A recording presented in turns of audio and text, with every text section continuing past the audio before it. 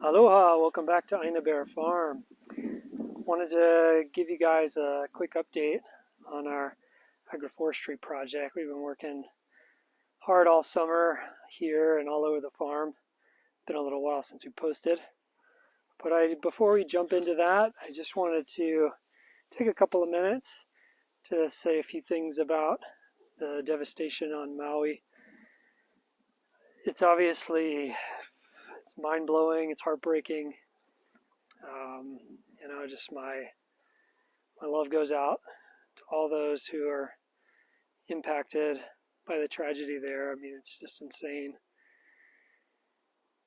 And if you live anywhere in Hawaii, it's a small world. You know somebody there. We have a lot of family on Maui. My wife owns a store that she inherited through 6 generations of her family on Maui. And we're very connected there, and it's just I can't even fathom what so many people there are going through, and it's crazy. And just to kind of help clarify for those of you that aren't in Hawaii, or maybe you are, but just kind of asking yourself, like, how did this happen? I keep seeing that popping up like in the news and on comments and things, and just how could this possibly happen? And a lot of people have this misconception that Hawaii is this lush tropical rainforest paradise, everywhere, and that's completely not the case. It's an extremely diverse place. Every island has a wet side and a dry side. The islands have different mountains, different shapes that create different kinds of weather. And Lahaina, where the fire has taken so many lives and property and cultural heritage, it's essentially sits in a desert, and it gets maybe 10-12 inches of rain a year. But the other thing that people don't understand is it usually gets a lot of that in 2 or 3 different storms. Places like Lahaina only really get rain when we get big storms coming through, where it's raining all over the island, as opposed to where we live on the wet side of the big island. We get fairly regular rain throughout the year. We go through dry periods. If you've seen my channel, you've definitely heard me talk about us dealing with drought before, and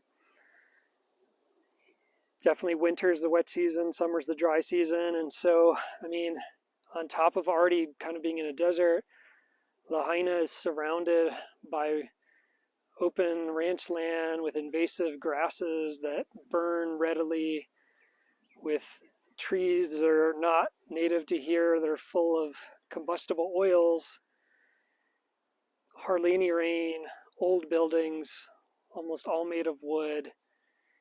You throw in 70-mile-an-hour winds from a passing hurricane that was 700 miles from the island, but it's totally normal for us to get winds like that from storms that are heading through the Pacific. And it was just the perfect storm. Put all those things together, and still don't know what initially caused it, but it could have been something simple like a down power line, or anything that just threw off some sparks, and it was just a tinderbox, and then the wind just blew it through the town so fast that no one could even react. And it's hard to even imagine. But like I said,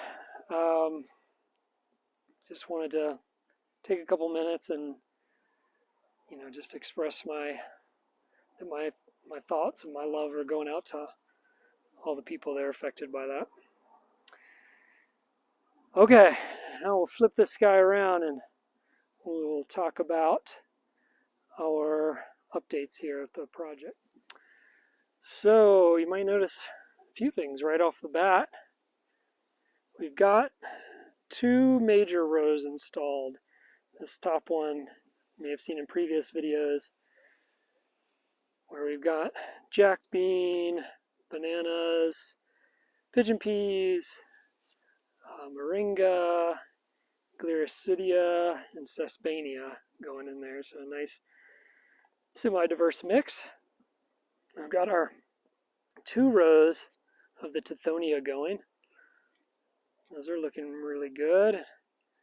Can't wait till they get up to a point where we can start chopping and dropping that. So all this row will go up here. Next row will probably go down to there. We've got a second row down where we've got in a different type of banana. They're actually cooking bananas. So you cook them when they're still green. They don't really sweeten up.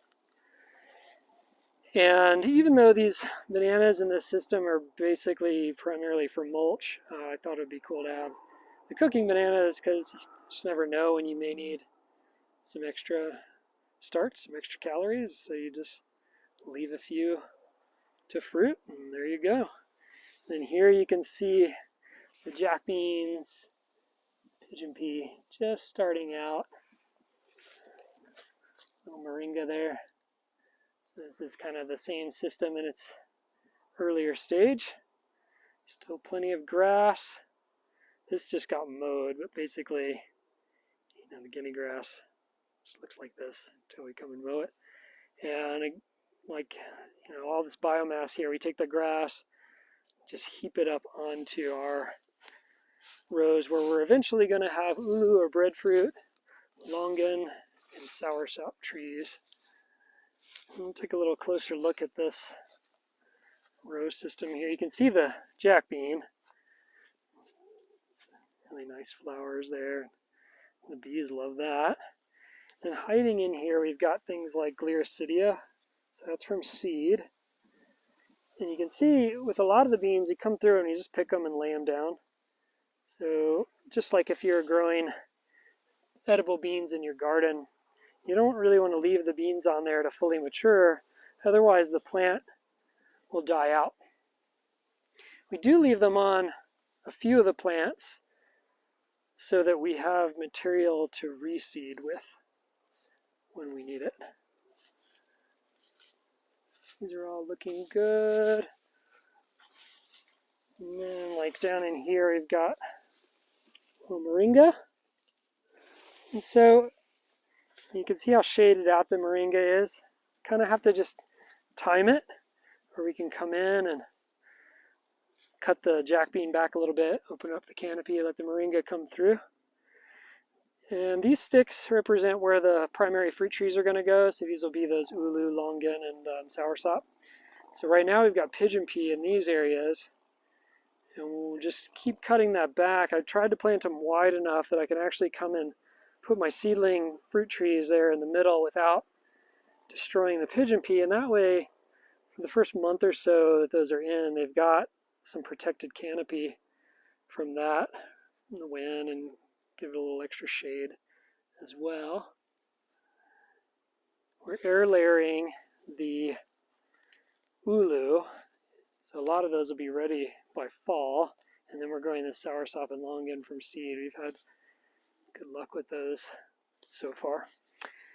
The space in the middle is where our ice cream beans are going to go, which you may have seen in previous videos when we laid the plant out. I did plant some by seed, but I seem to have lost most of them, and so I've done a little backup of potting some from seed, and I'll probably wait till they're about 2 feet, and I'll come and stick them in as seedlings because that's always done well in the past. So this middle row will have these big ice cream beans to block some more wind, create some more shade. Once the tithonia is up, it will block the wind, but you have to also keep in mind we're going to be hacking that down pretty regularly. So like I mentioned, wind is a constant factor here. And eventually, I would like to put cacao in with these ice cream bean, but that's way down the road. And we're going to have one more fruit tree row down, so 3 rows total, or we'll just replicate this same system, put in more tithonia, and overall we'll have 20 fruit trees in this area when we're finished, not counting the bananas and future things like the cacao. You can see some of the jack beans that we've left to seed. And as these bananas start trying to produce, we will just cut them down, slice them in half, and then lay them down. Probably right in the middle of the beds, maybe along the sides. Just some really nice water-rich mulch to feed that system. So, looking pretty good.